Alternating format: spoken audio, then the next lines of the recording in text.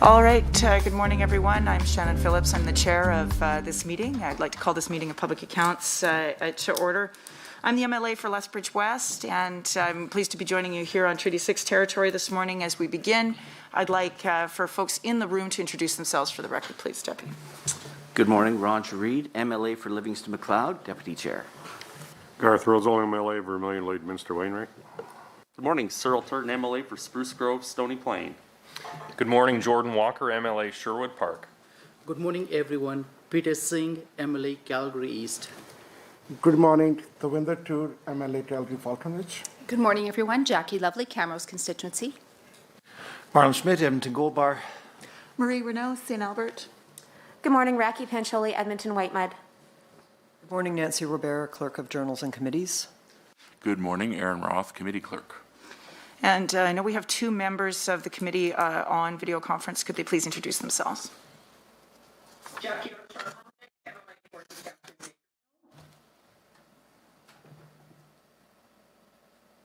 Leela here, Chestermere Strathmore. Thank you, honourable members. And if the members from the Office of the Auditor General could please introduce themselves for the record. Good morning, Doug Wiley, Auditor General. Good morning, Eric Leonti, Assistant Auditor General. Thank you, folks. And so we'll now move on to approval of the agenda, if we could. If there are any changes or additions to the agenda right now? Seeing none, I would ask a member to move that the agenda for November 23rd, that is coming from the Deputy Chair, meeting of the Standing Committee, be approved. Is there any discussion on this motion? Seeing none, members all in favour? Are there any opposed? That motion is carried. Members, if you could please remute if you unmuted. We'll now move to number 3 on the agenda, the approval of the minutes. We have our minutes from last week in front of us. Do members have any errors or omissions to note? If not, would any member move that the minutes of the November 16th meeting of Public Accounts be approved as distributed? I see Member Turton moving that. Is there any discussion on this motion? Seeing none, all in favour? Aye. Are there any opposed? That motion is carried. Thank you. We'll now welcome our guests from the Ministry of Health who are here to address their annual report from 2020-21 and outstanding recommendations from the Auditor General. Friends, you have 10 minutes for your opening remarks.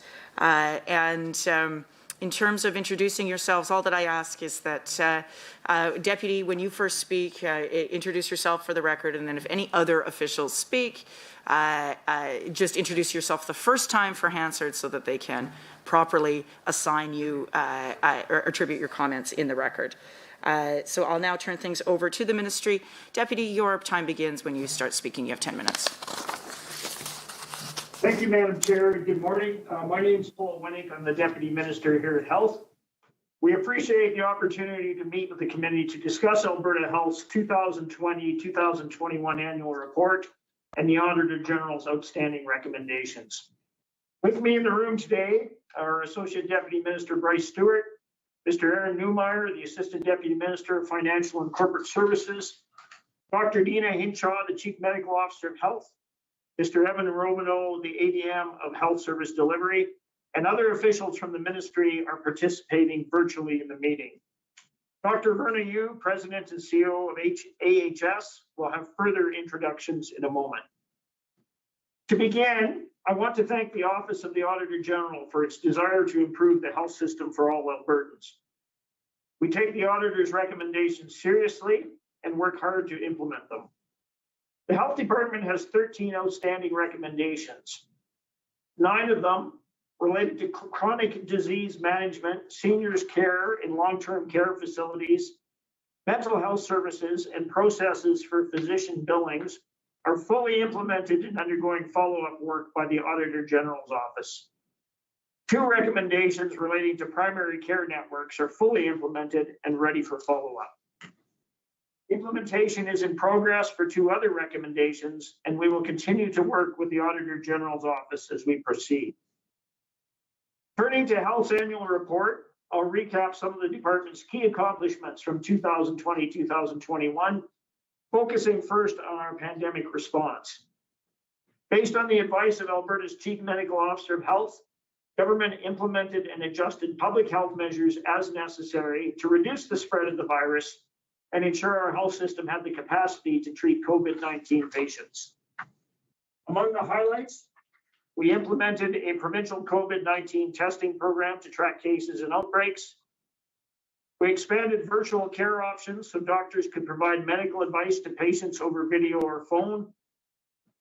We committed $53.4 million to support the addiction and mental health needs of Albertans during and after the pandemic. We provided $260 million to help long-term care facilities and lodges prevent and manage outbreaks.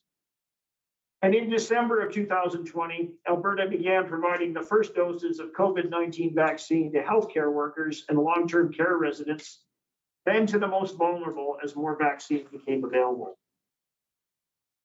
While the pandemic was the top priority in 2020-2021, we accomplished a lot of other work to improve health outcomes and provide timely health services for all Albertans. Government remains committed to the Alberta Surgical Initiative to provide Albertans the surgeries they need within the wait times recommended by medical experts. To help achieve this, we're investing capital dollars in AHS-owned facilities, while chartered surgical facilities continue to provide surgeries in communities under contract with Alberta Health Services. In our work to build a high-quality, sustainable healthcare system, we implemented virtual care options and consolidated regional EMS dispatch operations, among many other initiatives. Alberta invested $863 million in health facilities, including the Calgary Cancer Centre and the new Grand Prairie Regional Hospital, among many high-priority projects. We also continue to ensure Albertans have increased access to a mix of health professionals who best meet their needs. While a new agreement was not ratified, we worked to strengthen the relationship with physicians and ensure they are fairly paid and supported. Government spent $90 million to address rural physician recruitment and retention, and the work continues to expand scopes of practice of professionals such as nurse practitioners and physician assistants. Government has taken many actions to boost mental health and addiction supports. Alberta eliminated the $40 per day user fees for publicly funded residential addiction treatment facilities.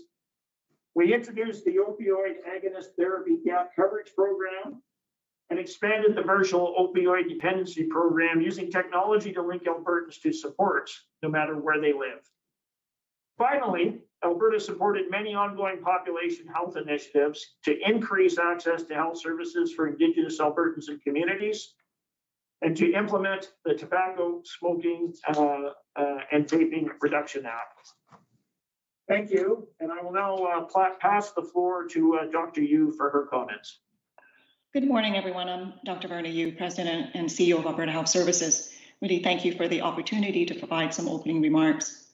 The 2020-2021 Alberta Health Services fiscal year represents one of the most difficult and demanding 12 months in our organization's history. Throughout this year, our teams and our people were responding to COVID-19, as you know, the most deadly global health crisis in over a century. Our multifaceted response has demonstrated the resilience, courage, innovation, and dedication of each and every one of our team members. COVID-19 has put our healthcare system under unprecedented pressure and stress.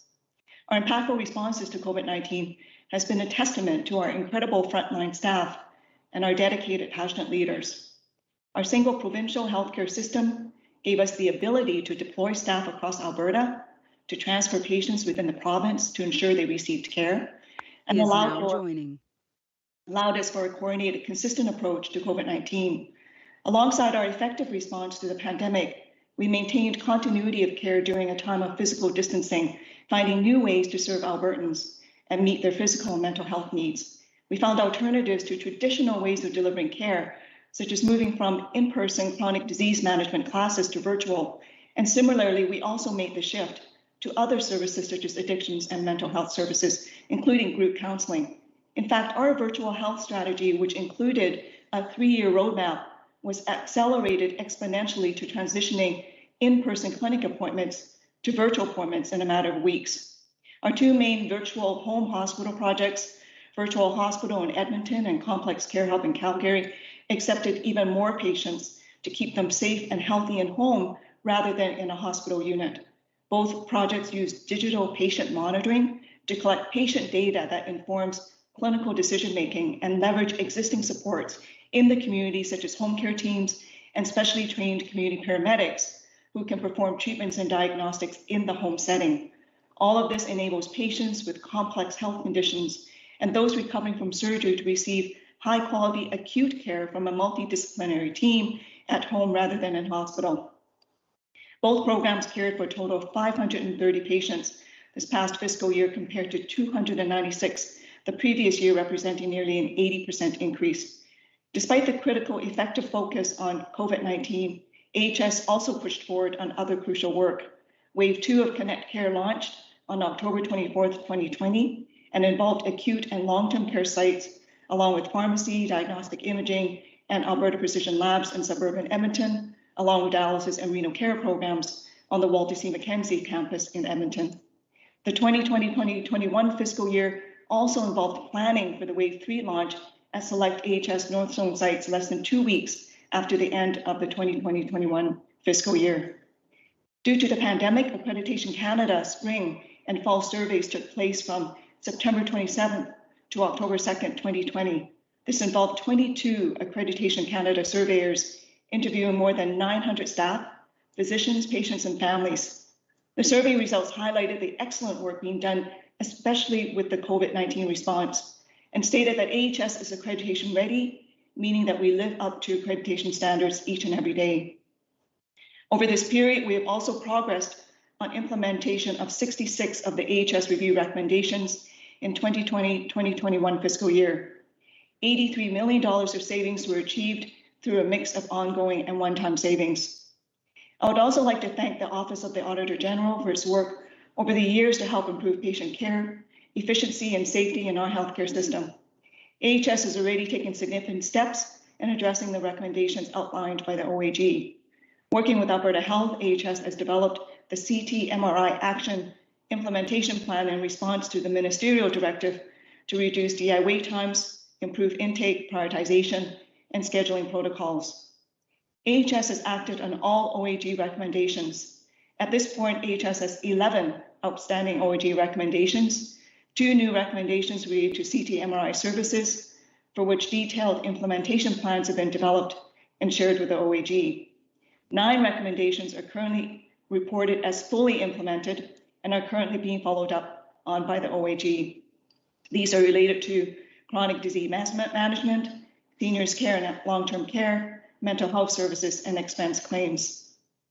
I'm incredibly proud of our approximately 130,000 staff, physicians, and volunteers who have worked so hard and sacrificed so much to protect the health of all Albertans during a global health emergency, and I'm proud of what we have accomplished. We're committed to increasing the quality of healthcare across the system. Thank you. Thank you, Dr. Yu. And we have had somebody join us by telephone. Just wondering if that person can unmute yourself and just introduce yourself for the record so that we know who the meeting attendees are. And once we do that, then we can move on to the Auditor General. I'll just give you a minute there.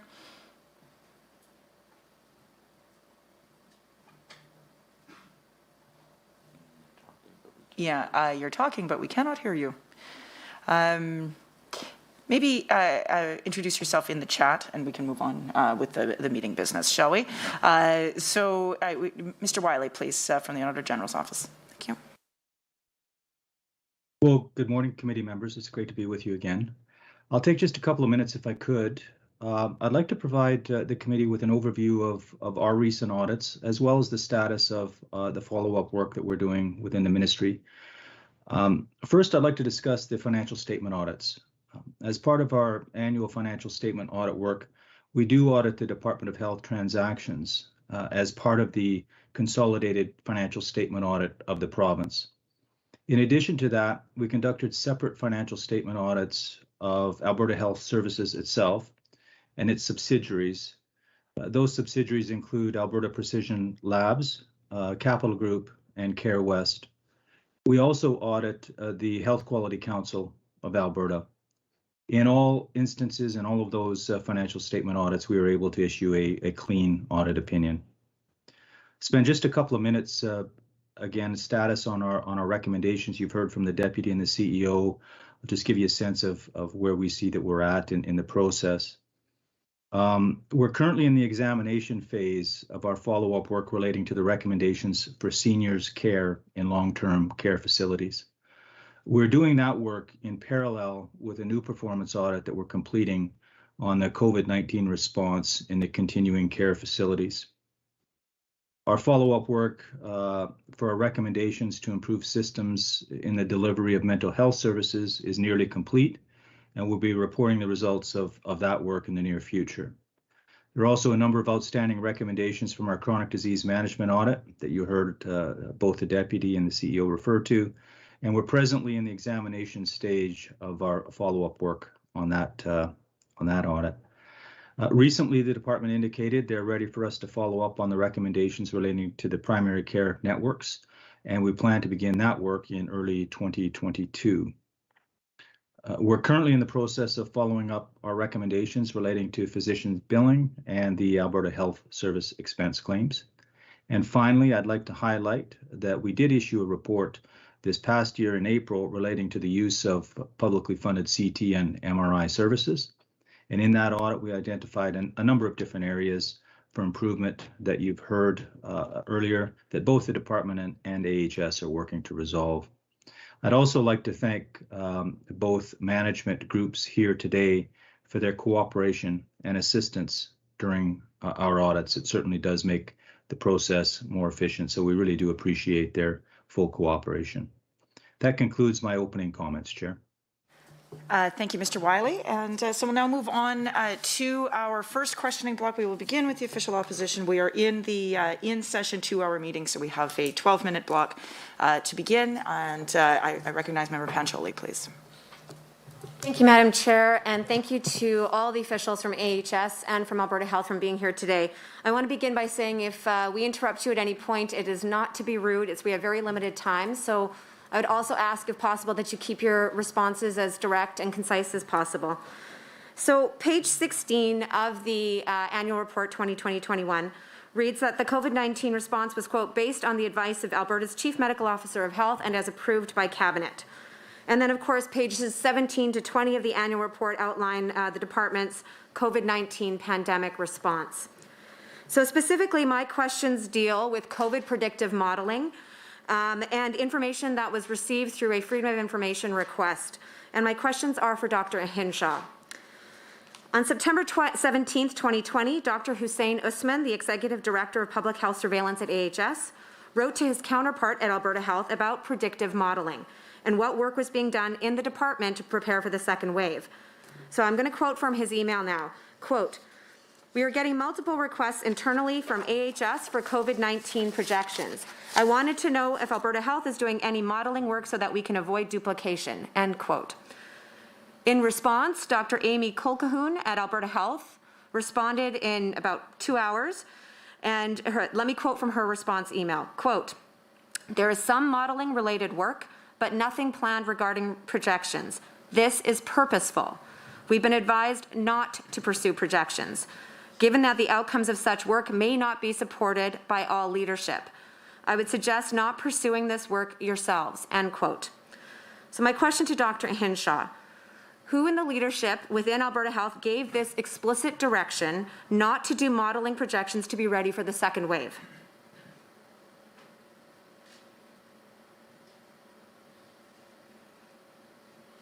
So thank you for the question. To be clear, I think that there's some different terminology being used. So modeling and projections are slightly different pieces of work. There have been projections used throughout the response to COVID-19 to help us determine what the impact would be expected to be on the acute care system when we're tracking the numbers that we're seeing in terms of COVID-19. So I think it's important to not interpret the statements that you've read out as a ban on all work that would look forward. It's simply that it's important to know that when we do modeling work that projects out for many months at a time, the longer out those projections go, the more likely they are to not, there's so many assumptions built in to a long-term projection that it's challenging to interpret. And so we were looking at tighter time periods because that was more reliable, and that's similar to what some other provinces have indicated more recently. You may note. Sorry, that Dr. Hinshaw. Sorry, I apologize for cutting you off. But specifically, this email indicated then that there was no projections were to be done. So my question is then, this was Alberta Health saying to AHS that they were not going to do projections because it would not be supported by all leadership, and this was a purposeful direction. Can you advise who within Alberta Health gave the direction not to pursue projections? I just want to be clear that we're talking about multi-month long-range work that, again, is less precise than shorter term. So it's important to recognize that the information referred to in that email is, again, not that we would not do any kind of forward planning, but that planning for multiple month time ranges. Thank you, Dr. Hinshaw. Sorry, thank you, Dr. Hinshaw. But specifically, this email says that Alberta Health gave direction not to do projections. My question is, who within Alberta Health provided that direction to not pursue projections? I understand there's differences. I'm asking who just made the decision not to pursue projections. I'm sorry, I don't have that specific information. I'd have to take that under advisement to see if that's something we can provide. Again, my recollection is that the discussion was about the long range, but I can't tell you one specific name. I'm sorry, I don't recall that. Thank you. And if you can then table that information with this committee, as well as clarify whether that direction came from within Alberta Health or came from outside of Alberta Health by perhaps the Premier or Cabinet. I'm going to move on to my next question for Dr. Yu. So unlike the department, like Alberta Health, AHS required modeling projections in order to prepare the healthcare system for the second wave. Indeed, discussion of this is referenced on page 8 of the AHS annual report. It talked about the need for this in order for capacity planning and PPE supply. On September 17th, Dr. Usman wrote to your colleague, Dr. McDougall, the Senior Medical Officer of Health at AHS, about the need for modeling. Dr. McDougall responded that she had, and I quote, made the executive leadership team aware of Alberta Health's objections, but they still wish to proceed. So my question to Dr. Yu is, you heard from Alberta Health not to pursue projections, but AHS decided to do so anyways. So how was it possible for you to effectively manage resources and plan when you were getting direction from Alberta Health to do the opposite? Yeah, thank you for the question. I don't recall that I ever got direction from Alberta Health to not do modeling.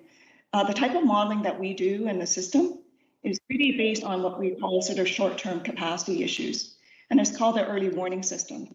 I think Dr. Hinshaw was correct in saying that it's actually very difficult to do longer-term modeling just because there's so many changing variables that could impact on it. And so within Alberta Health Services, our role was to actually do short-term modeling. The early warning system is most accurate, maybe up to 1 to 2 weeks, maybe 3 weeks at the most, in terms of trying to identify capacity challenges for us. So it gives us sort of anticipated numbers that we could project out for both inpatient capacity as well as ICU capacity. And we use those projections to always stay ahead. So, you know, our expansion of our inpatients and ICU is always ahead of, you know, the high range scenario, because there's low, medium, and high range scenarios in that. Thank you, Dr. Yu. Sorry, if I could just interrupt for a second. So I just want to understand from your perspective as the CEO of AHS, was it your understanding that Alberta Health was not doing projections and yet AHS made the decision to do projections? Is that accurate? I would say not. Alberta Health has always been aware that we are doing the early warning system. We've always shared that data with the ministry in terms of what we are targeting for our capacity. So, like I said, we've never been told not to do projections because they understand how important our short-term projections are in helping us manage capacity. Actually, I have to say that seems to sort of be contradicted by the information we have, where we actually have an email from Alberta Health to HS saying, we've been told not to do projections and we advise you to also not do projections. And then I'm just going to turn back to part of that FOIP request also indicated that on September 17, 2020, this is actually a colleague of Dr. Hinshaw's at Alberta Health, Dr. Amy Colquhoun, heard that AHS would proceed with its own projections despite the direction from the ministry, and obviously AHS needed to plan. So in response, Dr. Colquhoun with Alberta Health wrote to AHS and, quote, said, this makes sense, the pursuing the projections at AHS, makes sense, exclamation mark. I can appreciate why they would be quite helpful.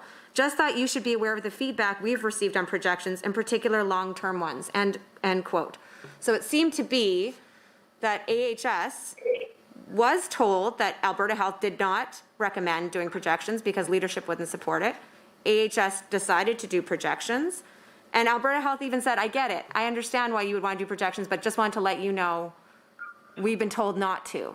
And so maybe I'll turn this question over to Dr. Hinshaw. You know, the team at Alberta Health clearly thought that projections would be helpful, but yet said, we've been told not to do it. AHS seemed to ignore that direction from Alberta Health and do the projections they needed. And so, you know, the outcome one of the business plan on page 23 of the annual report reads, and I quote, a healthcare system that provides effective and timely healthcare services and leads to provide improved healthcare outcomes. So to Dr. Hinshaw, how can you meet this objective when Alberta Health was actually taking deliberate action not to do projections, and that was a purposeful choice because leadership would not support it? How could you have met that outcome result? So I think it's important, the statement that you read out is actually exactly what I was talking about earlier with respect to the time range and the interpretation of projections and modeling, because you'll note that in the email it specifically references long range.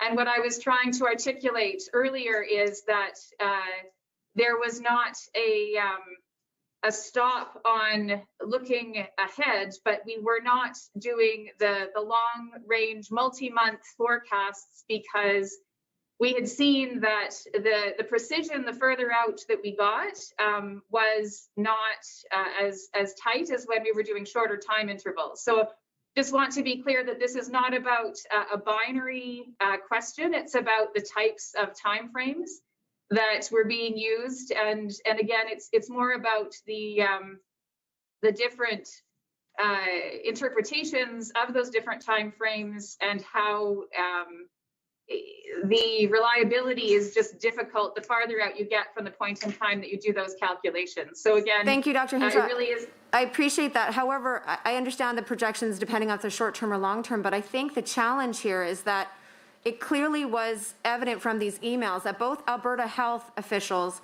and Alberta Health Services saw some value in doing projections, but that the direction from Alberta Health was to not. All right, yes, I see a point of order. Thank you, Madam Chair. The point of order is under Standing Order 23C. The member persists in needless repetition.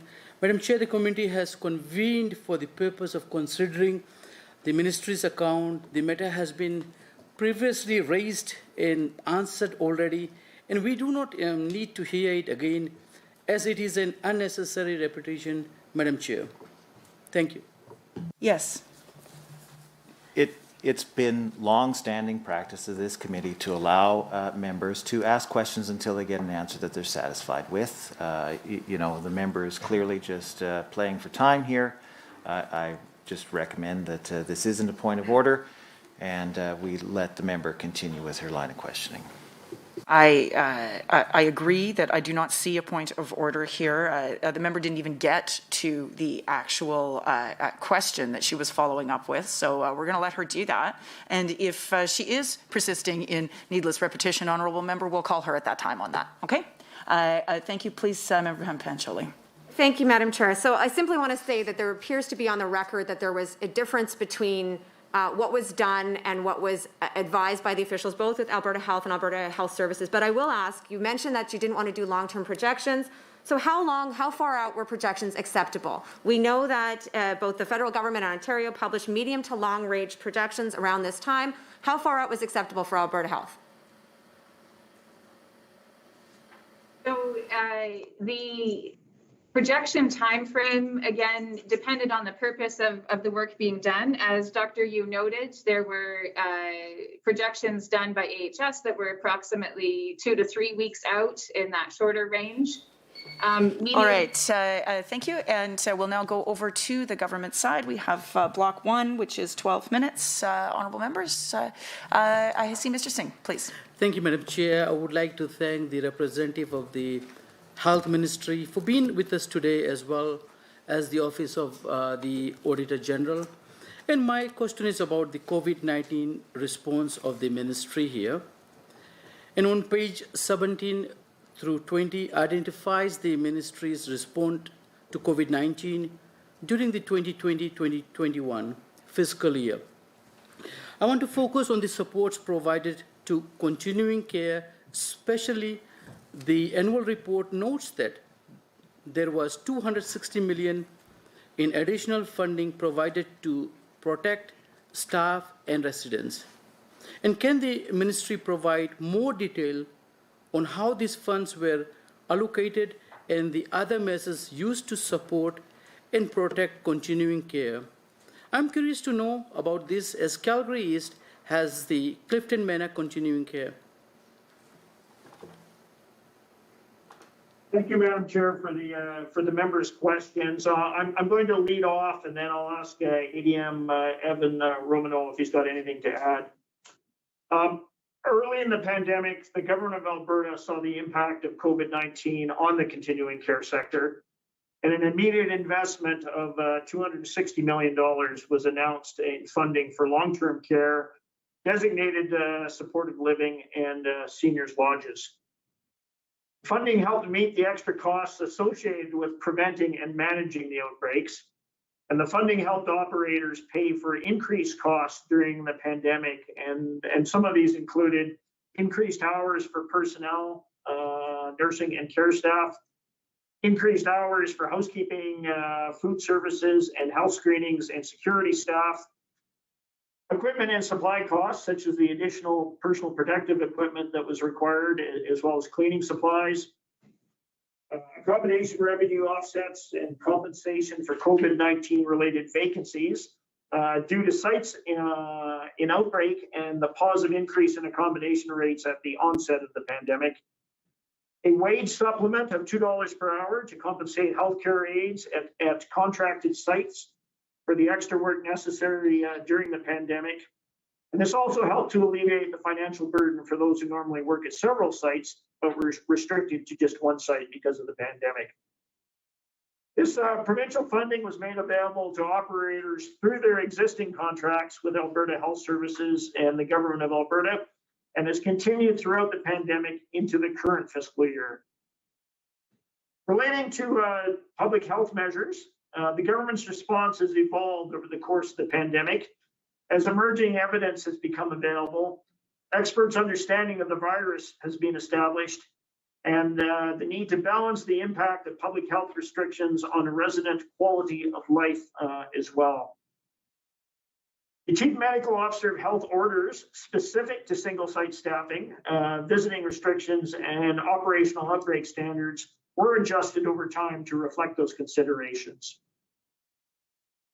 The intent of restrictions has been to prevent the introduction of the virus into the site, and if it does enter, to prevent spread while protecting critical aspects of resident quality of life.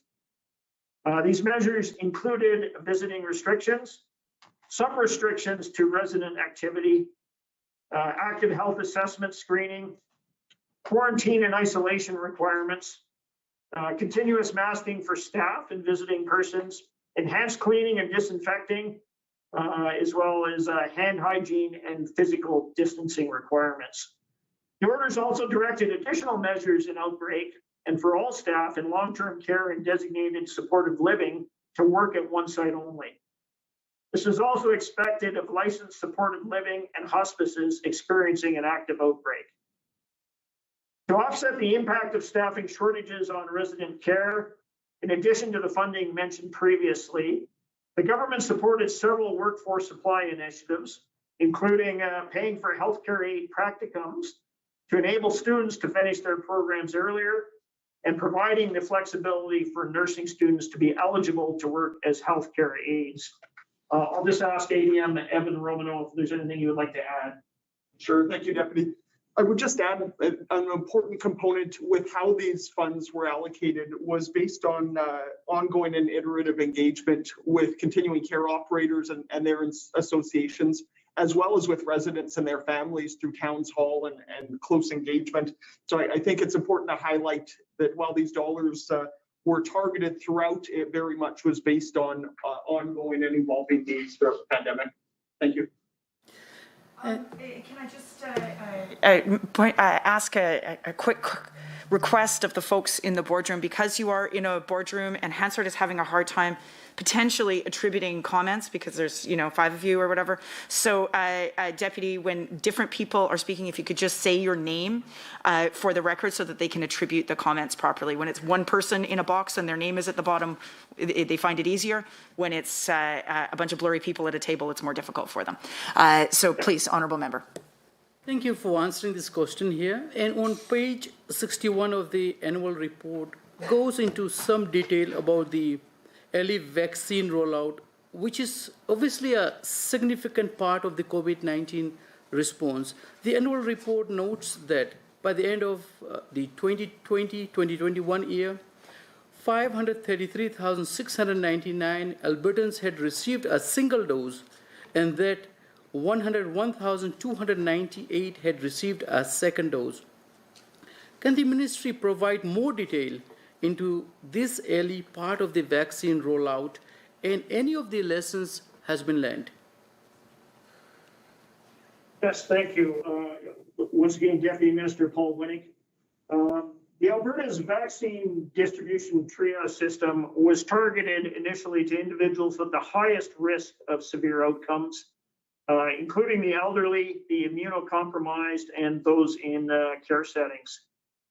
Some groups, like teachers and first responders, were suggested for earlier access to the vaccine due to their exposure risk as frontline essential workers.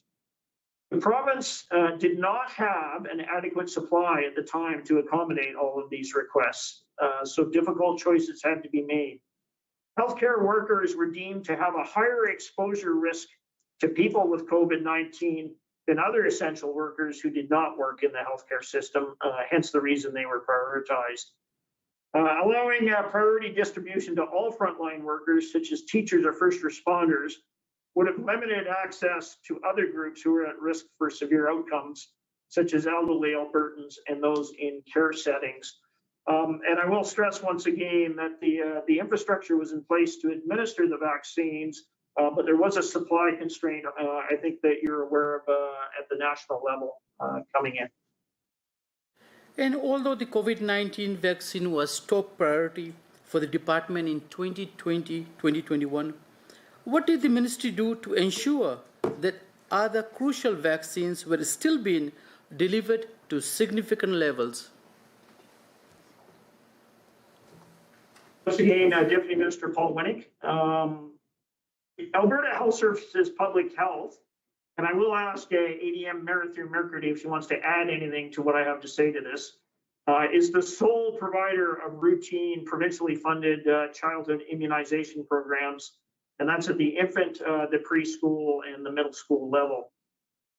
Alberta Health Services throughout the pandemic continued to prioritize 2-month, 4-month, 6-month, 12-month, 18-month, and preschool immunization appointments throughout the pandemic. However, as a result of a shift to online learning, in-school immunization programs were suspended. Parents were still able to have their children immunized, however, at an AHS clinic. Since measles is highly contagious, measles vaccines were prioritized above others. Early childhood immunization rates in Alberta declined in April of 2020 following the onset of the COVID-19 pandemic. Coverage for most of the early childhood vaccines improved in June of 2020 after that wave. Monthly immunization coverage decreased in April and May of 2020 as a result of the first restrictions, even though those AHS public health centers remained open.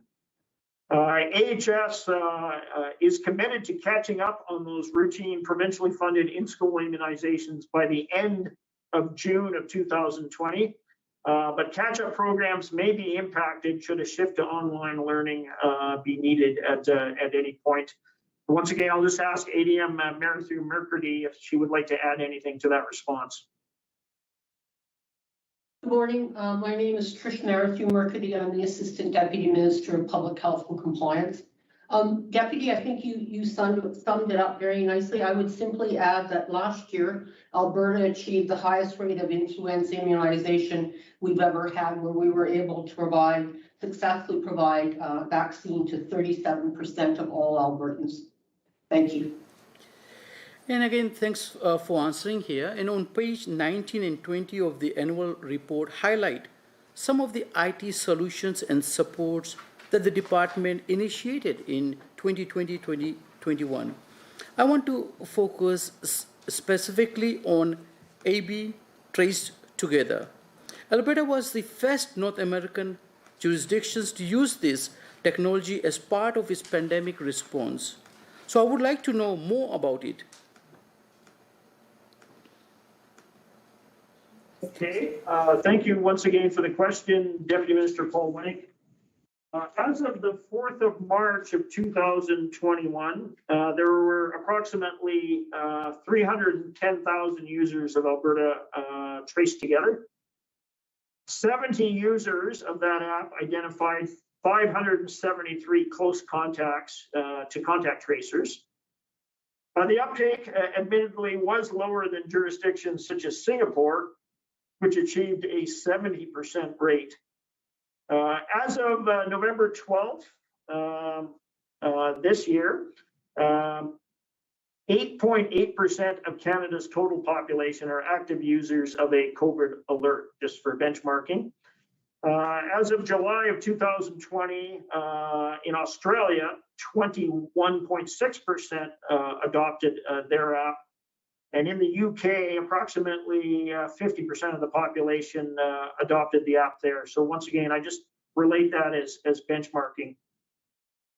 Thanks for answering. And how much did the ministry spend on AB Trace Together last fiscal year? Deloitte was contracted to develop, support, and maintain the app. And the total amount paid to Deloitte for 2020-2021 was $1 million. Deputy, you can go ahead and finish that number. Thank you. $1,390,874, Madam Chair. Right. Okay. So we will now move over to the official opposition for Block 2, please. Thank you. My set of questions are to Dr. Hinshaw, and they're related to Outcome 1 on page 23 of the annual report. I'd like to ask about the second wave in the Alberta Health Services early warning system. Through a FOIP request, we received the AHS early warning trigger system, dated September 25th of 2020, that laid out a combination of daily case numbers and R values that signaled danger ahead. In simple terms, there is a red-coded point where even if first wave public health measures were put in place that day, Alberta's ICUs would still be overwhelmed. You and other officials here today had this information. More importantly, you held a preparation meeting on September 29th to go over this information so that Alberta Health could, and I quote, prepare some materials for an update to the Premier. Looking at the data your office reported publicly at the time, Alberta hit the worst of those triggers on October 30th of 2020, but the government of Alberta did nothing until November 24th of 2020. This led to appalling fatalities among Albertans, 36,000 cancelled surgeries, field hospitals set up, and the rationing of oxygen in Calgary hospitals. This clearly harmed the ability of the health system to deliver timely health services. So my question is this: why did the government of Alberta do nothing to protect Albertans and the health system in November when your own warning system told you that it was time to act? In the fall of 2020, we were monitoring the situation with cases, R value, percent positivity, and we began in October to implement measures. There was a series of measures that began in October that were regionally focused at the areas that were seeing the greatest impact. We began with voluntary measures, moving to mandatory measures, and those measures expanded over time in both the geography to which they applied, as well as the number of required measures in place.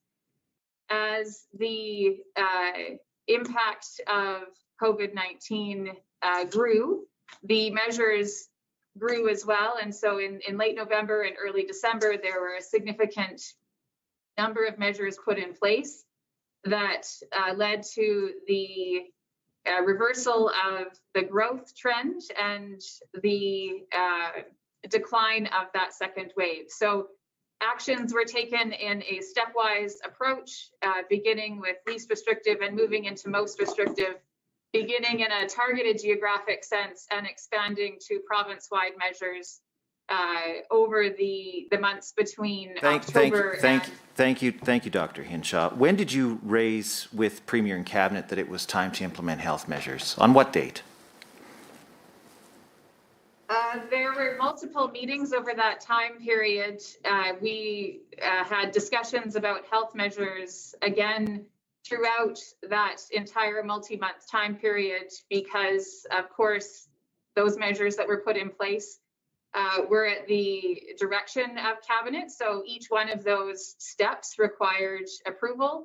And so those conversations were happening on a regular basis.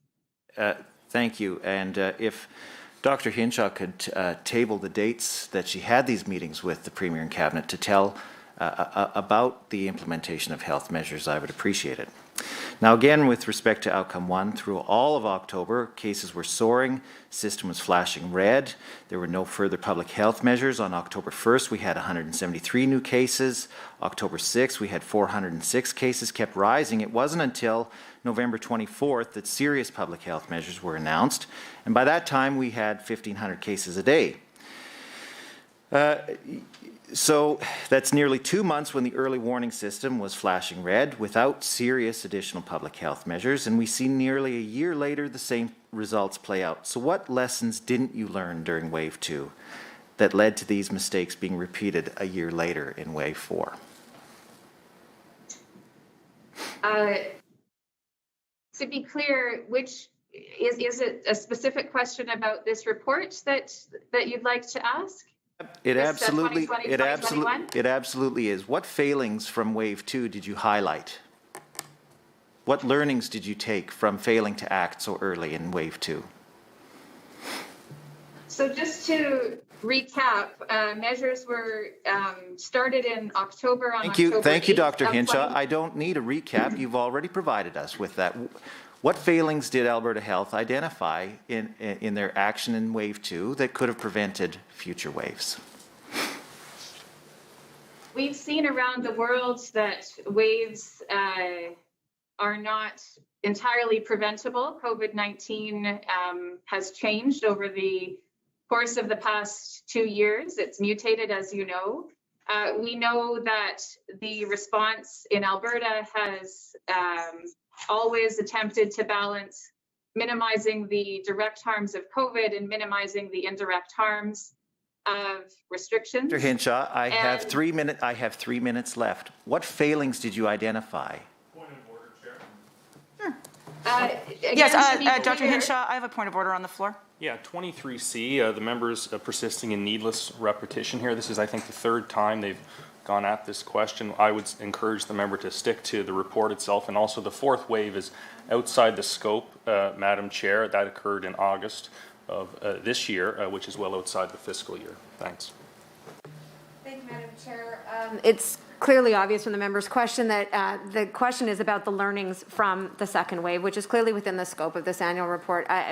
Pages 17 to 20 clearly outline the department's response during the 2020-21 fiscal year with response to COVID, so I think it's clearly within scope.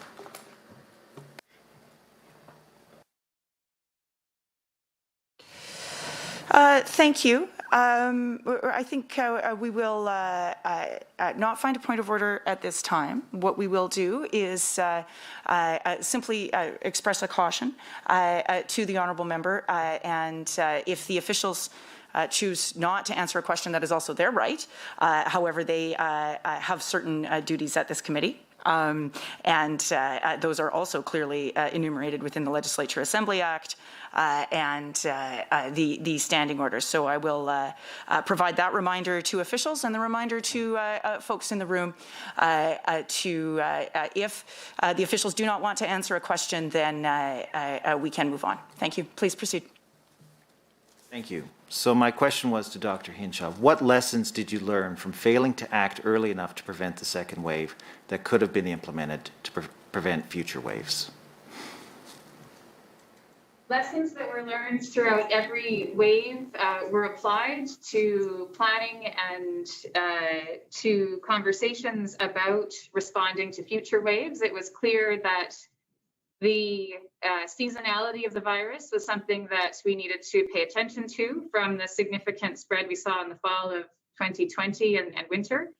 It was clear that we needed to be cautious about any kind of reopening measures and consider before we moved to expanding activities. So there were lessons that were learned in the second wave that were applied again to the planning and conversations that were had about responding to subsequent waves.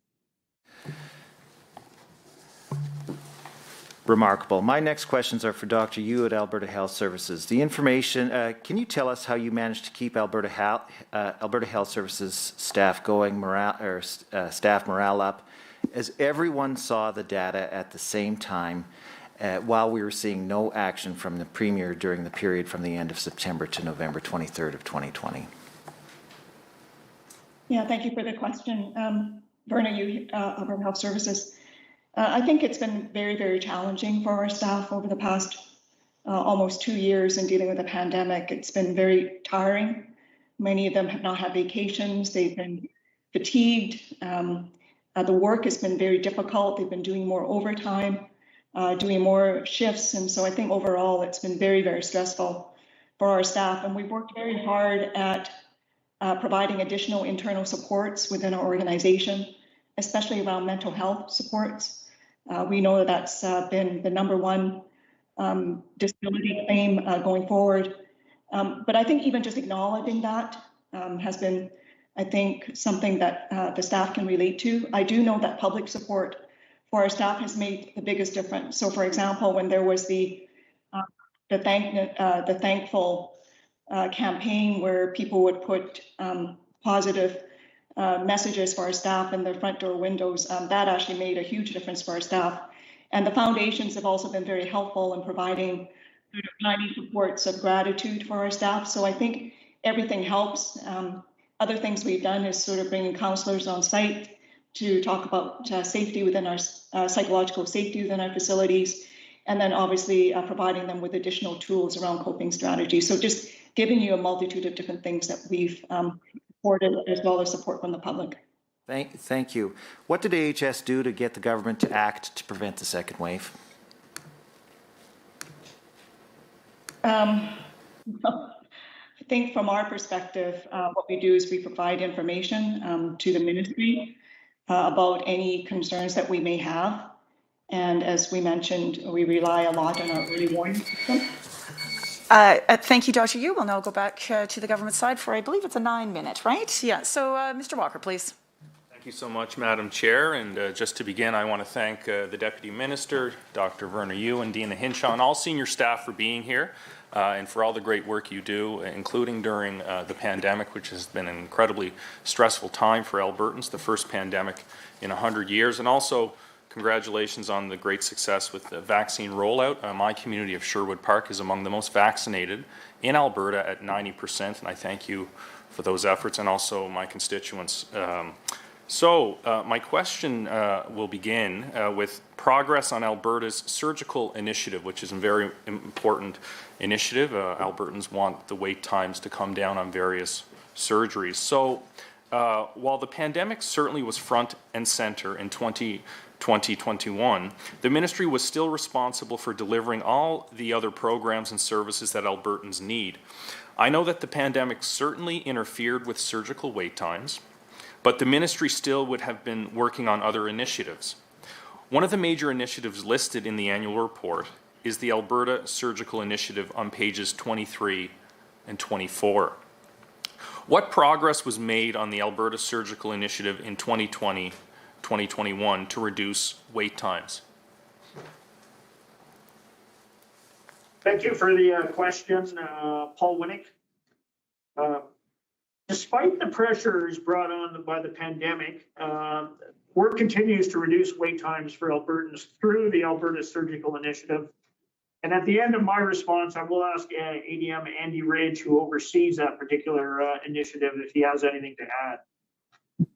So with regards to chartered surgical facilities, unlike the COVID-19 impacts on hospital capacity, surgeries in chartered surgical facilities were not delayed after the first wave, and they actually performed more surgeries during the period of the pandemic, 2020-21, than before the pandemic.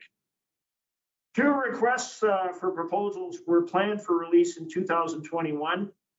Those included ophthalmology and orthopedic surgical services performed in chartered surgical facilities that will help manage the increased surgical demand and expand capacity, notably here in Edmonton and in Calgary as well.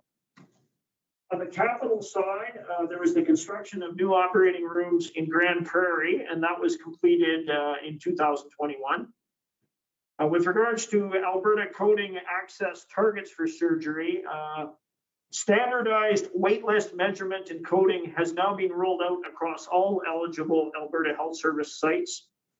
And in terms of waitlist reconciliation, the provincial waitlist cleanup across all zones is now complete. With regards to reporting, public reporting on the Alberta Surgical Initiative launched in March of 2021 via an interactive dashboard. The dashboard is available at healthanalytics.alberta.ca, and it's updated on a monthly basis. New reporting elements will be added to the dashboard as the Alberta Surgical Initiative continues to grow. So despite the surgical postponements that occurred during the first and second waves of the pandemic, several key strategies were pursued to decrease surgical wait times and eliminate the surgical backlog as part of this Alberta Surgical Initiative. Work with the Health Contracting Secretariat to increase surgical volumes through the procurement and expansion of chartered surgical facilities has continued unabated throughout the time of the pandemic. And the department continued with other priority projects associated with the Alberta Surgical Initiative.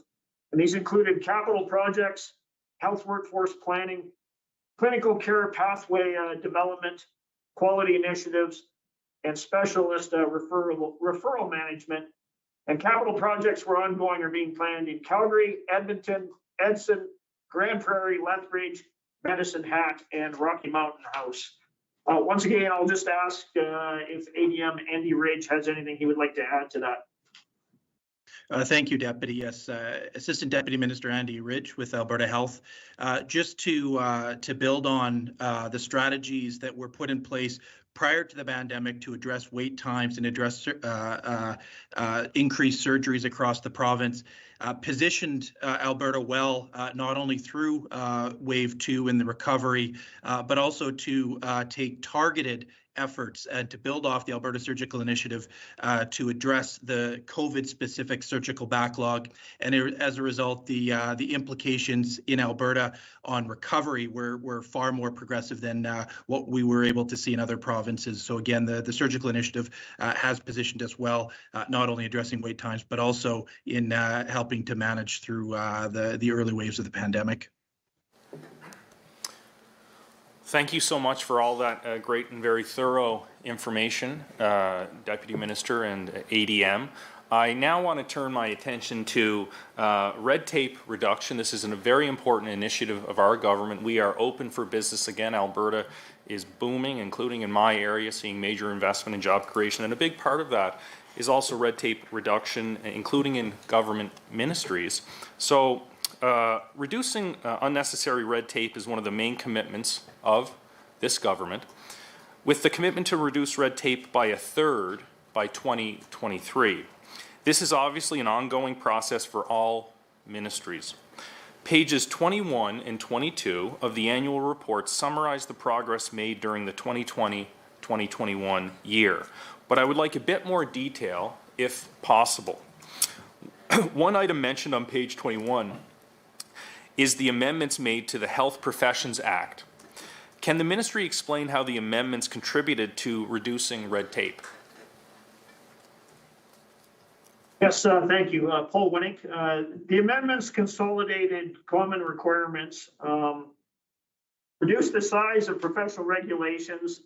They created regulatory efficiencies and allowed for the amalgamation of some of the health-related colleges.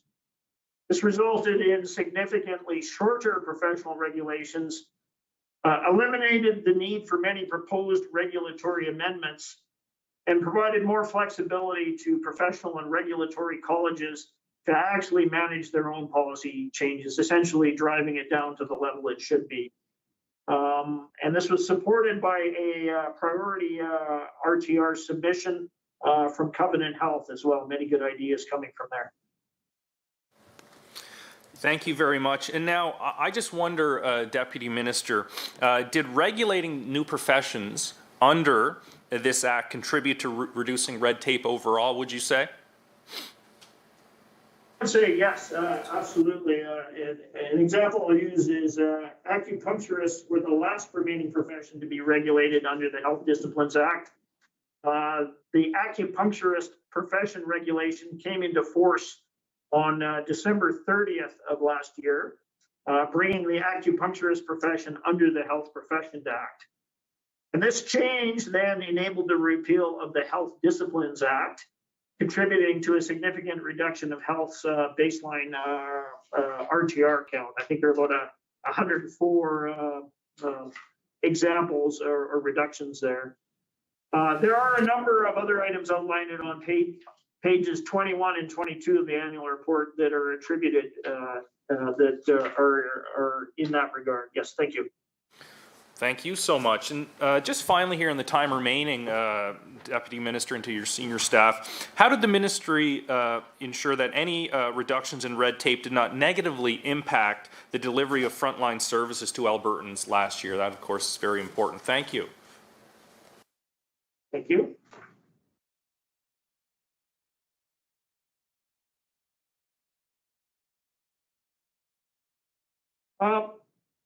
Well, first of all, the stakeholder reaction to the red tape reduction initiatives in general has been, I would say, universally positive.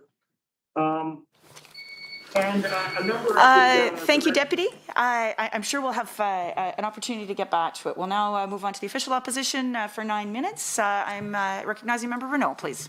Thank you, Madam Chair. Let's turn back to public health crisis, worst in over 100 years. So as we know, this year covered in this report was dominated by COVID-19. And in order to respond, we really need to understand how the virus works. I'm not sure the public has ever received a straight answer on this question. And Alberta Education, which appeared before this committee just a couple of weeks ago, was asked and they could not answer. So my question for Dr. Hinshaw, is COVID-19 airborne, yes or no? COVID-19 can, in certain circumstances, be transmitted through aerosolized particles. We have a summary of the information on the risk factors that contribute to that on our website that was published in November of 2020. So for the past year, we have been providing the information on the fact that, unlike previous understandings of transmission that were felt to be categorical, it's clear, as was recently outlined by the National Collaborating Centre for Environmental Health, that there's a spectrum of transmission which includes aerosolized particles when there are several high-risk combined factors such as small spaces, poor ventilation, overcrowding, and a long duration of time. So this is consistent Excuse with me, information sorry, that- Dr. Hinshaw, I don't have much time. So for the non-medical professionals, non-public health professionals, am I understanding that you're saying COVID is airborne? COVID can be transmitted by short. I'm sorry, I'm sorry, Dr. Hinshaw, I've got a point of order on the floor here.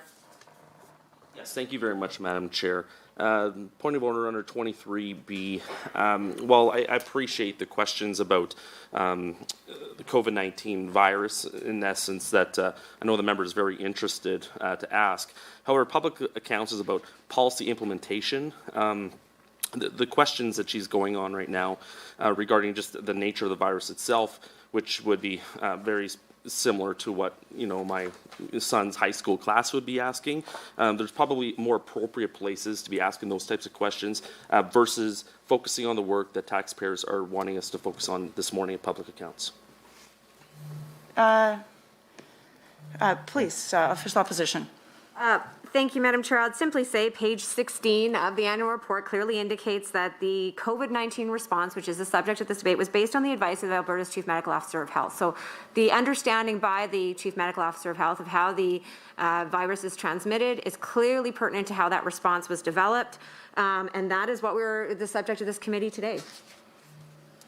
Yeah, I do not find a point of order. The nature of the virus and the timing of which the understanding of how the virus transmits. Dr. Hinshaw just shared with us that it was within this fiscal year that they published an updated understanding of this in November of 2020.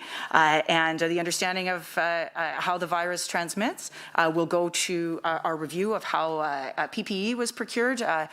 Pretty well all of our pandemic response will flow from what we understand about the virus, which is why we don't wipe down our groceries anymore. And so let's proceed, and I will allow Member Renaud to continue with whatever line of questioning she sees fit. Well, thank you very much. I would suggest the high school students would like to know as well. So here we are. We assume we've heard from international bodies that COVID-19 is indeed airborne. Dr. Hinshaw has given us a lengthy description of the fact that it is airborne. So why didn't the government very clearly communicate that to Albertans? Because I'm quite sure that Albertans would take steps to prevent contracting this virus if they were clear that it was airborne. The information that was provided in the update that was published on November 20th was subsequently used to inform all the guidance that was developed for every sector. So it was used to inform Albertans in terms of all of the different sector-specific advice that was provided. And again, it's clear that the dominant mode of transmission is still short-range transmission. So it can transmit over longer ranges if multiple risk factors are present at the same time. However, again, it's important to underline the understanding of COVID-19 not as categorical, but as a spectrum. And so again, the aerosol transmission potential was included in all sector-specific guidance from that time onward. So, Dr. Hinshaw, did your sector-specific guidance for schools indicate that it would be a good idea to get HEPA filters or high-efficiency particulate air filters in classrooms? Our guidance specifically indicated that ventilation was important and ensuring good ventilation. It is important to recognize that ventilation and indoor air quality is a complex issue and should be dealt with by certified professionals in that area. So the installation of a HEPA filter in a system that's not overseen by an air quality expert can have, unfortunately, thank you, Dr. negative Hinshaw. impacts. So we do understand that these systems require technical expertise. So we repeatedly heard from the Premier, the Minister of Health and Education about big investments being made in school ventilation as part of the capital maintenance and renewal spending by the government during this fiscal. But we asked the Ministry of Education, and the bulk of the money didn't actually go to improving ventilation system. It was more an immediate plan to create some jobs and repair things like windows, water fountains, the list goes on. And we're talking about $250 million.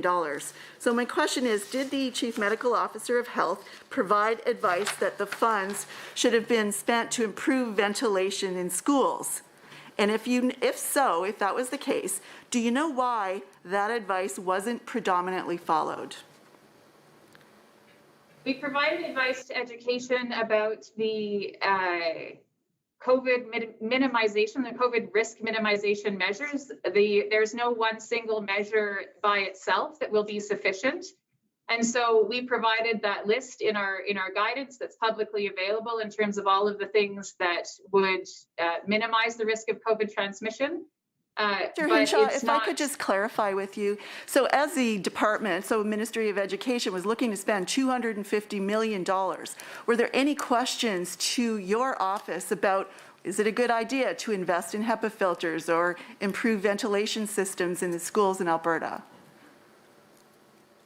I see it as my role to provide the recommendations that minimize risk, but I don't direct funding allocation in other ministries. Minimized risk to invest some of the $250 million in improved ventilation or HEPA filters? Again, it was part of my recommendation in a list of recommendations that ventilation in schools is an important thing for consideration. However, it should be noted that COVID-19 mitigation measures require multiple layers of protections. No one single intervention is sufficient. And so the recommendations that I provided were that package, and again, left to the ministry, other ministries to determine their spending. My recommendations were that package and that list of layers of protective measures that would minimize the risks in schools. So improving ventilation in schools would have minimized the risk of transmission of COVID in schools. But something happened, so this advice wasn't taken, those investments weren't encouraged, and that didn't happen. Okay, so I'm going to move on, Dr. Hinshaw. Now, one of the things, we've asked for modeling or projections to be publicly released, but my question is about school boards particularly. Did any school boards during fiscal 2021 ask your office for modeling or projections, since it was your direction that they should manage their plans locally? And if so, did you or the ministry provide that modeling or projection to school boards? I'm sorry, on what page does it say that we directed a local response in 2020, 2021 for school boards? Well, we have repeatedly heard during, I don't even know how many press conferences, the Minister of Education and yourself, I'm quite sure, that these decisions were taken locally by school boards about where to invest, how to manage, whether to have mask mandates, all of these things. We know that this has happened. So my question is, did the school boards reach out to your department, to your office, to ask for any modeling or projections so they could best make decisions locally? I have a team that helps me manage correspondence that comes from external partners, so I would have to go back to the team to review what correspondence we received. I want to be clear that in fiscal year 2021, there was a provincial mandate that required, for example, masking in schools. So in fiscal year 2021, there was a consistent approach to the public health measures that were required to be taken in schools in terms of an order that I signed, because of course that year, the half of that year, we had no vaccine and limited supplies in the second half of that fiscal. So just to be clear that there were universal provincial mandates with respect to protective measures in schools. And the question of specific requests for modeling, again, I'd have to go back to my correspondence team and seek to review what came in throughout that fiscal year. Mr. Hinshaw, if you would agree to table for the committee any documentation received from any of the school boards requesting projections, that would be most appreciated. Thank you. I've got 10 seconds.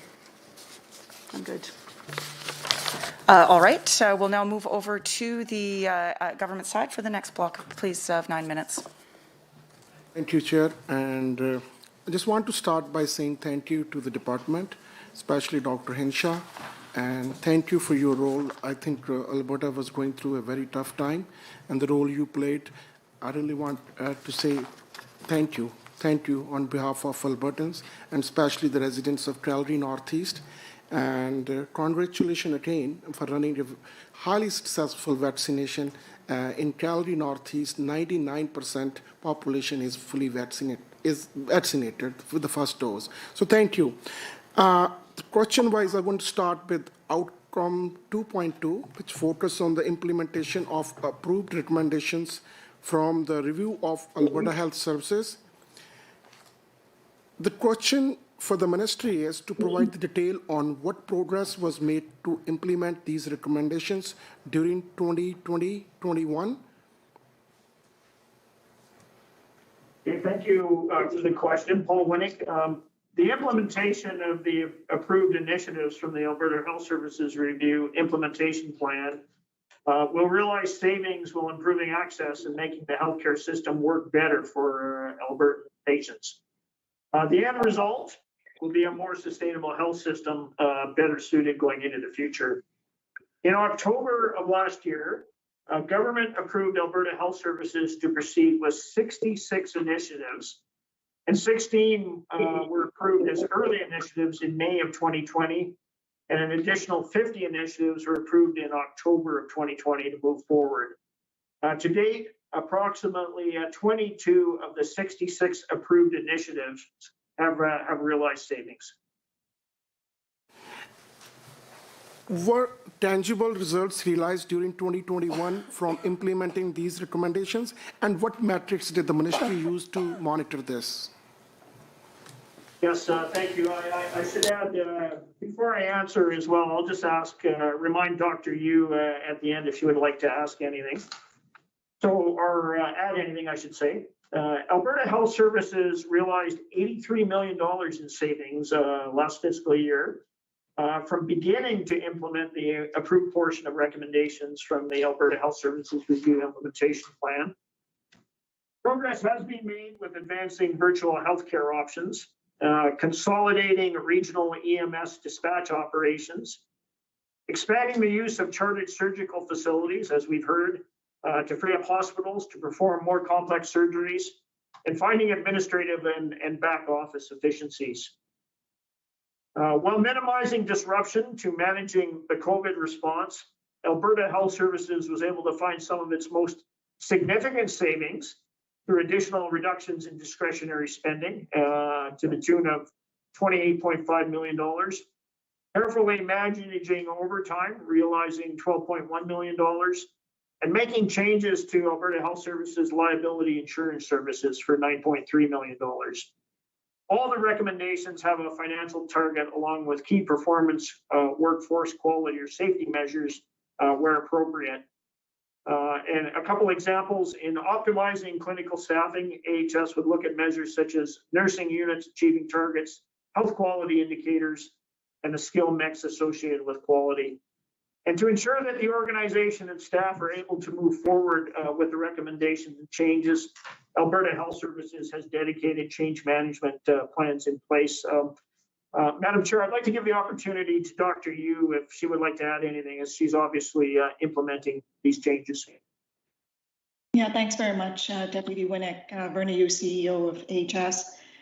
Just to say that when we actually embarked on the AHS review, I think one of the things that was very positive or validating for us was that about 2/3 of the initiatives were already things that were well underway in the organization. So we were not starting from square one, and the intention was always not only to bring efficiencies into the system, but also to improve the quality of care.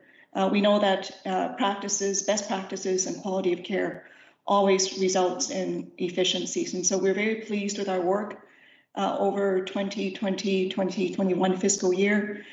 Some of the big foundational elements to the AHS review has been the development of something what we call the Sustainability Program Office.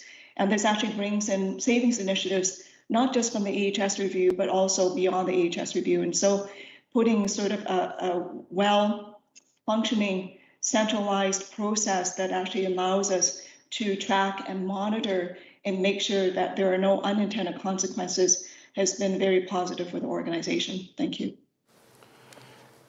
Thank you. And how did the ministry ensure that frontline services were not negatively impacted by the implementation of any of the recommendations relating to the restructuring, though?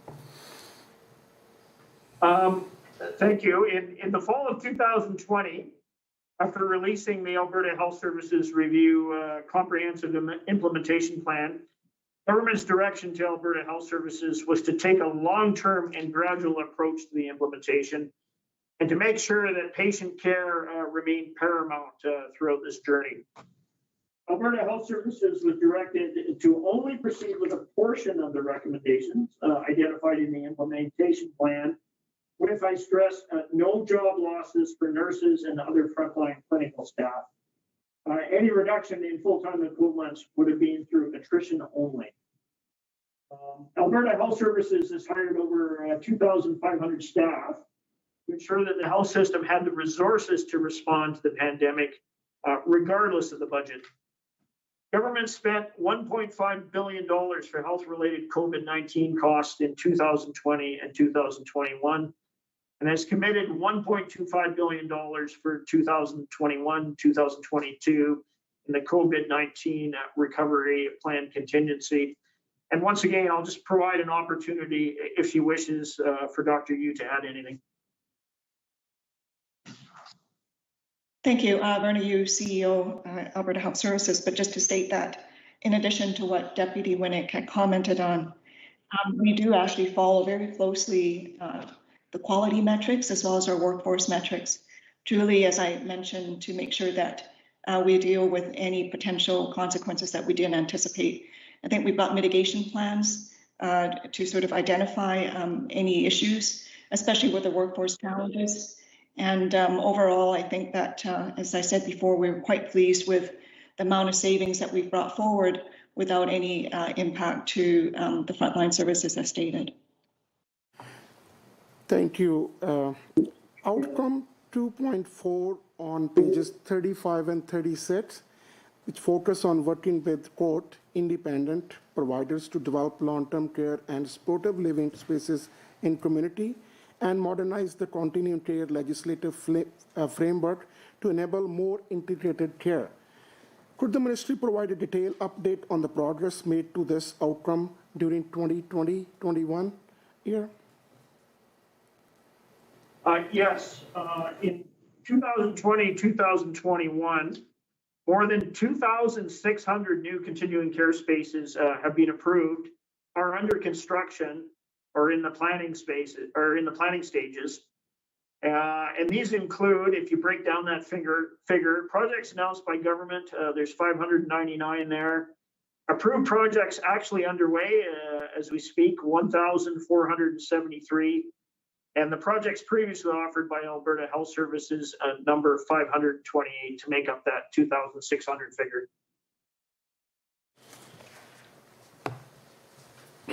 One particular element of this outcome is 20 million was committed to AHS to modernize continuum care facilities. Can the ministry provide the detailed update on what was achieved with these funds, especially with this $20 million? Yes, I can. Thank you. And once again, I'll ask Dr. Yu if she wants to supplement my answer. Alberta Health Services is currently implementing several projects that modernize their heating, ventilation, and air conditioning systems. Thank you, Deputy. We will now move over to the Honourable Member for Edmonton Gold Bar. Thank you. For many Albertans with serious health conditions, they were hardest hit by COVID-19 because their surgeries were delayed. And getting good data out of the ministry has been quite a challenge. Performance Indicator 1C provides some percentages, but not actual cases. So can the ministry share with us how many surgeries were delayed during Wave 1?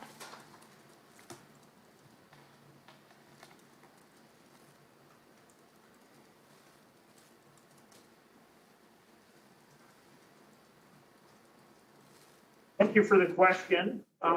So in terms of delaying with regards to surgery delays and backlog, in late 2020, the government started implementing the surgical recovery plan to actually address the backlog. I'm just checking my notes here. Thanks, Deputy Minister. I'm not looking for a whole lot of explanation, just a number. How many surgeries were delayed during Wave 1? The number of surgeries that were, the backlog of surgeries due to COVID-19 was estimated to be 30,000 procedures by the end of March 2021. Do you have a breakdown of how many surgeries were delayed in wave 1 and wave 2? In wave 1, surgical activity was restricted to emergence and urgent care only. That resulted in 25,000 scheduled surgeries being delayed. On wave 2, I believe I will have to get back to you. Thank you very much. And can you also commit to providing in writing a breakdown of the figure in terms of the types of procedures that were delayed, and also which zones those occurred in? We will endeavor to do so, yes. Thank you very much. So we often hear that the surgical system was really operating near capacity before the pandemic. There were only so many anesthesiologists and OR nurses, surgeons, that kind of thing. As of March 31st, 2021, how many surgeries could Alberta Health Services perform weekly in a normal period? I think on that question, because it's directed to Alberta Health Services, I will ask Dr. Yu if she can answer that. Yes, thanks very much for the question, Bernie Yu, CEO of Alberta Health Services. So pre-pandemic, we were doing probably about 5,000 surgeries per week. That's kind of the pre-pandemic numbers. You can imagine that with COVID and the changes that were required as a result of infection prevention control and the cleaning aspects that actually... Thank you, Dr. Yu. I don't mean to be rude. We've got a lot of questions to get through, not much time. How many surgeries could you surge to? What is the maximum capacity, I guess, for surgeries in a week? So, Paul, did you want me to take that one on, or? Yes, Dr. Yu, please do. Yeah, I'm sorry, my video is not working, so apologies for that.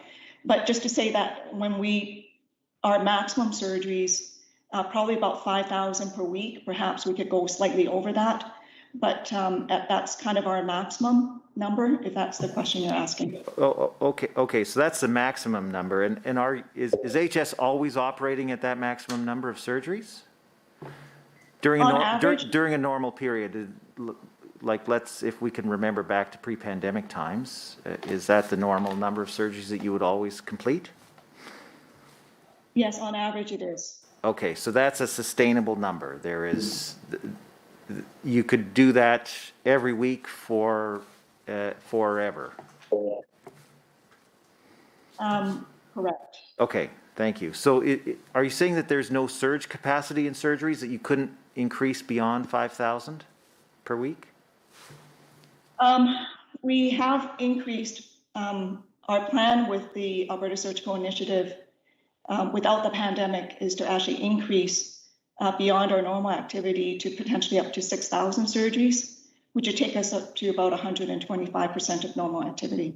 Okay, but that additional 1,000 per week wouldn't be conducted by Alberta Health Services itself. Is my understanding correct? There are some aspects that we could potentially surge, but correct, it would require partnerships with other stakeholders. Thank you. So during the pandemic, people put off seeing their family doctor. Procedures were delayed. Diagnoses that would have normally been made simply never happened, and we'll see the unfortunate outcomes of this as time moves on. Does either Alberta Health Services or Alberta Health have any projections as of March 31st, 2021, on how many additional surgeries will be required because of a lack of early diagnosis when regular care was unavailable or not being sought?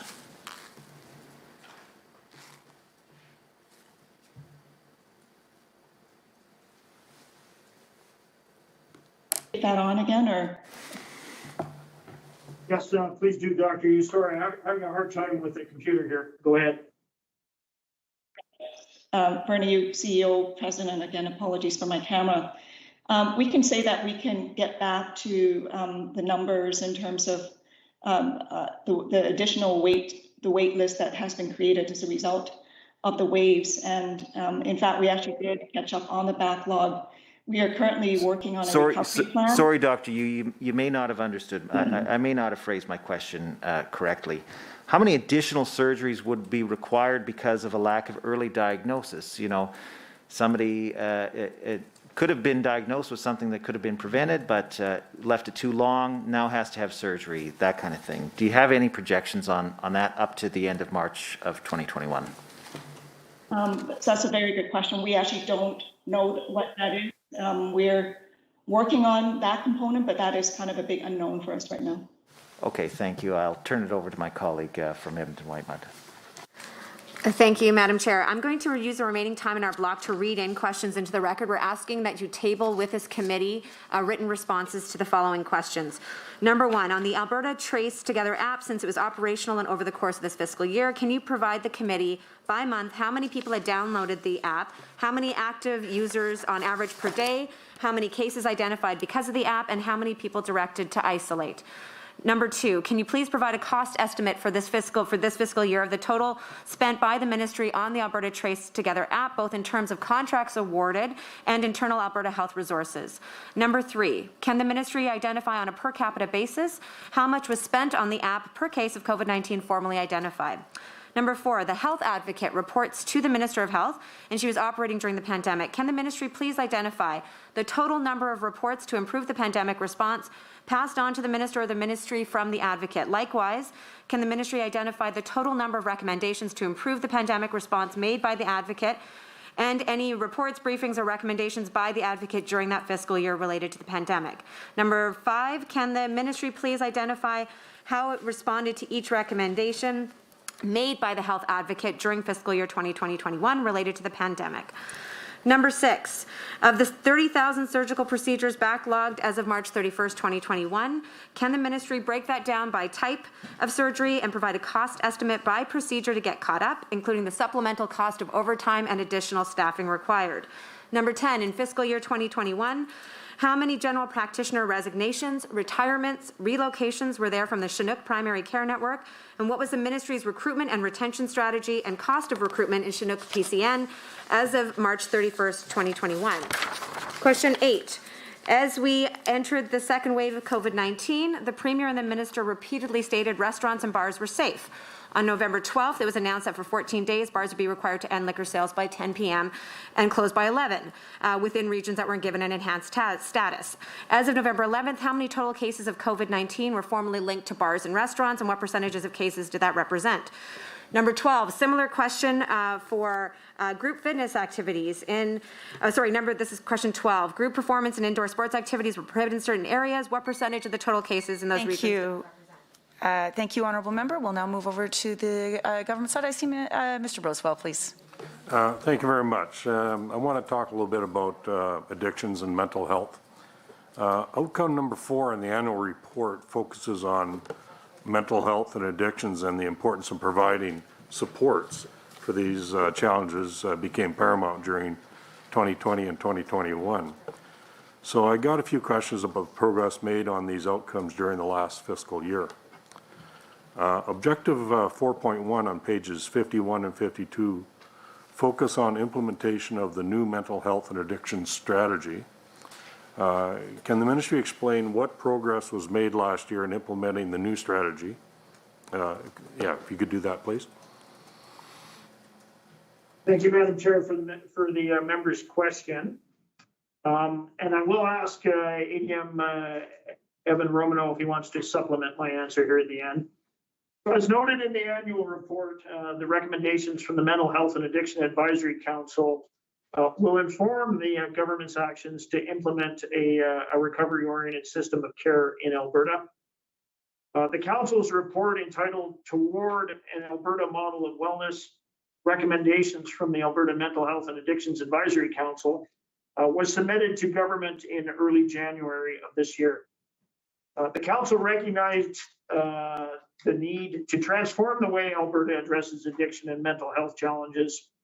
And Alberta's government is considering the recommendations as part of our strategic approach to building a comprehensive recovery-oriented system of care. The report has not been publicly released due to delays resulting from the COVID-19 pandemic.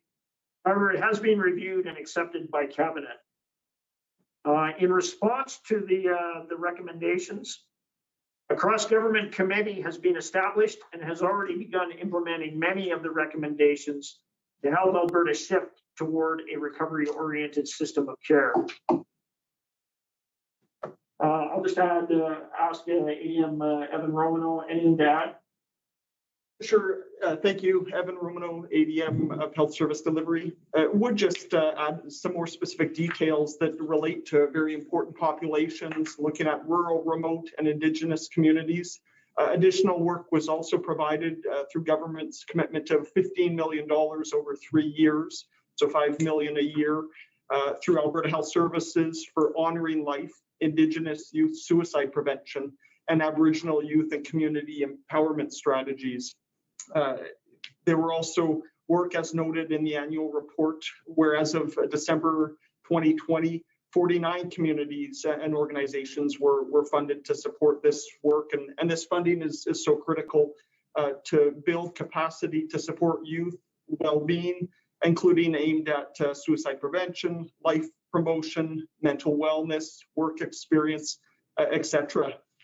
Additional work in the future is very much committed to helping rural communities meet their addictions and mental health related needs. One example of this work underway is $4.6 million over 5 years for a rural mental health project. This project, for example, has components relating to training animators in over 150 rural communities to support communities developing their local action plans, offering community grants that allow communities to implement key projects identified in their action plans, and really developing and maintaining rural mental health networks to share knowledge, resources, and promising practices. Of note, over 104 communities have trained animators to lead this type of work. So these are just some of the examples of work underway in these areas. Okay, thank you very much. I know my local constituency has the Thorpe Recovery Center, which was, on death's door after just in 2019. And I'm just wondering, as an example, like, can you talk about how Thorpe has recovered? I know it was on the recovery part, but the results that might have happened with how full that facility is, and any other examples of on-the-ground results of your actions. Romano, go ahead. Sure. Evan Romano, ADM of Health Service Delivery. I think it's critical what you're referencing is government's commitment of $140 million to address opioid crisis and support, importantly, the creation of 4,000 new publicly funded mental health and addiction treatment spaces across the province. So as you noted, the Thorpe Recovery Center Society, there were 1,722 spaces which were supported through this overall allocation of $140 million. There are a number of examples, additional coming online, being contracted through Alberta Health Services in real time and ongoing, but that support those spaces across the province. And really, it is dedicated to enhance residential addiction treatment capacity, providing funding for additional treatment beds, which include detox, residential addiction treatment, residential recovery spaces, and further increasing Albertans' access to treatment more broadly. Okay, thank you. Pages 52 and 53 discuss some of the ministry's work to improve access to continuum of appropriate supports, particularly for rural, remote, and Indigenous. So you've commented about that a little bit. Could the ministry provide a bit more detail on these supports? Once again, I'll ask Evan Romano to comment on that. Sure, thank you. Evan Romano, ADM of Health Service Delivery. I think it's important, and I did highlight some of these very specific initiatives, but additional work has been put in place both to support throughout the pandemic virtual types of supports, as well as enhancing physical supports that are on the ground and across the province. A major initiative that was supported through this, for example, was Alberta Health leading a commitment of $7.3 million over 3 years to support youth mental health hubs. So as noted on page 55 of the annual report, these hubs provide supports for aged aged 11 through 24 to access primary health care, addiction and mental health services, and community supports. These spaces and services, again, as mentioned, are both physical and virtual, are designed to offer youth-friendly and improved access to prevention and early intervention supports and treatment and recovery services as required. It's important to note partnerships through this type of work, such as with the Canadian Mental Health Association Alberta Division, which serves as the lead organization to provide oversight of the Youth Mental Health Initiative. Speaking to the reach of these hubs, and they're at different stages of development throughout the province. However, there are hubs in Drayton Valley, Fort McMurray, Fort Saskatchewan, Grand Prairie, Medicine Hat, Enoch Cree First Nation, Mesquacis and Sampson Cree Nation, which are delivered in partnership, and then a tri-region area through Parkland County, Stony Plain, and Spruce Grove. And these services, again, vary dependent on the location, and the hubs are really tailored and developed in partnership with the community to respond to community needs. So these are some of the types of examples that have supported that work. Okay, great. My final question is just how did you measure success for these supports? Absolutely. As mentioned, a number of these programs are at various stages of development, and so measurement is ongoing and will subsequently be provided in future years. We certainly have seen greater uptake during the pandemic for the virtual types of supports. And so the regular reporting that, for example, youth hubs and other initiatives are funded do provide to ensure that we are seeing the right access, and additional work that the ministry is providing is to develop a measurement on the referral pathways that individuals are seeing throughout the system, again, to really have that focus on recovery. Thank you very much. We'll now move over to the official opposition. I believe we are in block 4, correct? Sorry, block 5. Okay. Regardless, please, honourable members. Thank you. As of November 11th, how many cases were formally linked to group activities? And what percentage of total cases in all regions did that represent? Question 10, how many people have died from COVID in long-term care facilities, continuing care, and emergency shelters? Please break down the numbers by facility. Question 11, how many healthcare workers contracted COVID while on the job? How many AHS employees, care workers in long-term care, continuing care, and home care? Please break down by each case by site and employer.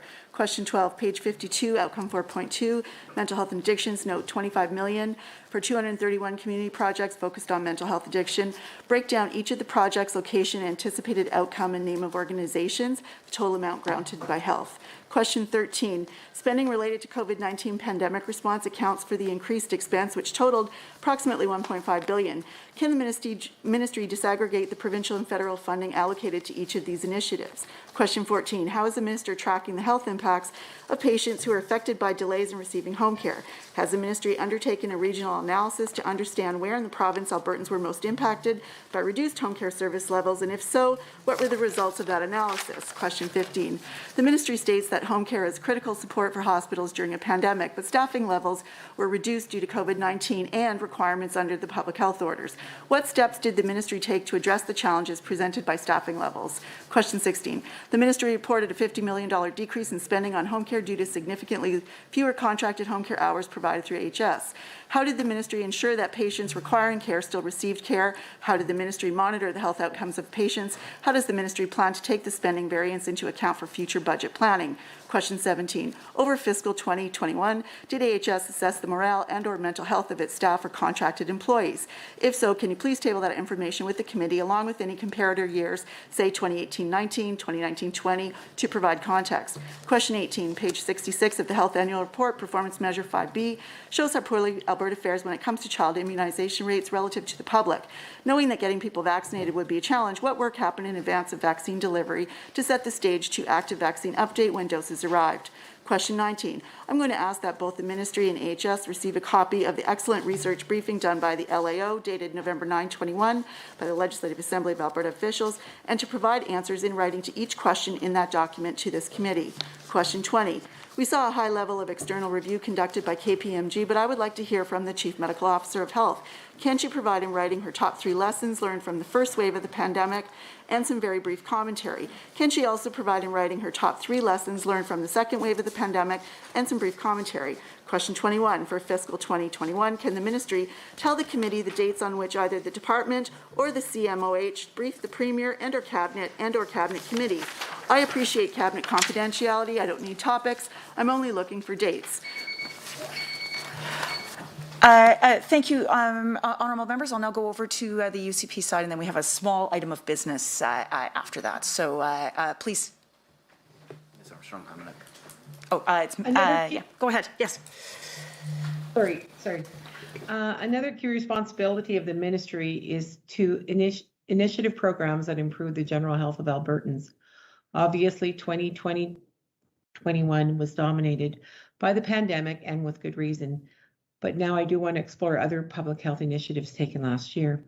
Can the ministry provide a more detailed explanation of what was done in 2020-2021 to reduce chronic illnesses referenced on pages 59 and 60? Pages 62 and 63 outline what the ministry did to support maternal infant health and early childhood development. Can the ministry provide more details on the 6 programs that it invested $2 million in making prenatal care accessible? Pages 63 and 64 of the annual report highlights the work done with First Nations, Métis, and Inuit communities to improve their health outcomes. Can the ministry provide an overview of the progress made last year? And now I'll cede my time to my colleague Devinder Tour. Thank you, Chair, and thank you, the department again. And I'm just going to read in the question which I was in the middle of this. It's about the annual report, which mentions a number of capital investments in continuing care facilities. Can the ministry provide the committee with an update on the progress of these new continuing care centers? And page 19 and 20 of the annual report highlights some IT solutions and support that department initiated in 2021. I just want to focus specifically on AppTracer Together. Alberta was the first North American jurisdiction to use technology as part of its pandemic response. So I would like to know more about it. How many Albertans use AppTracer Together in 2020-21? And how did the uptake compare to other similar apps? How much did the ministry spend on this last fiscal year? Follow up, obviously, with any IT solution, making sure that any personal details are secure is vital. Can the ministry tell the committee how it ensured that Albertans that information was secure? What advantages and outcomes were realized through using its own tracing app rather than implementing the federal counterpart? And how did the ministry measure the success of AppTracer Together? And how much time I left, Chair? Thank you, Mr. Tour. And so I'm just looking to the floor, honourable members. We had a reference to the LAO briefing that was provided to us, which is completely in order. However, friends, that is contained on our internal website. And so I would just look to the committee for permission to provide that briefing to the ministry officials so that they can appropriately respond to the question. Seeing no objections to that, I thank the honourable members for that, and I thank the table for reminding me of that. And so with that, friends, I will thank the officials and the folks from the Auditor General's office for joining us here this morning, and I will ask, the committee asks that outstanding questions are responded to in writing within 30 days and are forwarded to our committee clerk, who sits to my left here. And moving on then to other business, looking to the floor to see if any of the honourable members have any other business to raise at this time. Seeing none. Friends, our next meeting is on Tuesday, November 30th. It is the Ministry of Transportation. So we will all see each other next week at the same time. And just reminding everyone at the table, mostly the chair, to take your any of your used cups and so on from the table for the safety of the LAO staff, please. And I will now look to the floor for a motion to adjourn. Would a member move? I see the deputy chair moving that the motion, the meeting be adjourned. All in favor? Aye. Are there any opposed? Thank you very much, friends. We will see each other next week.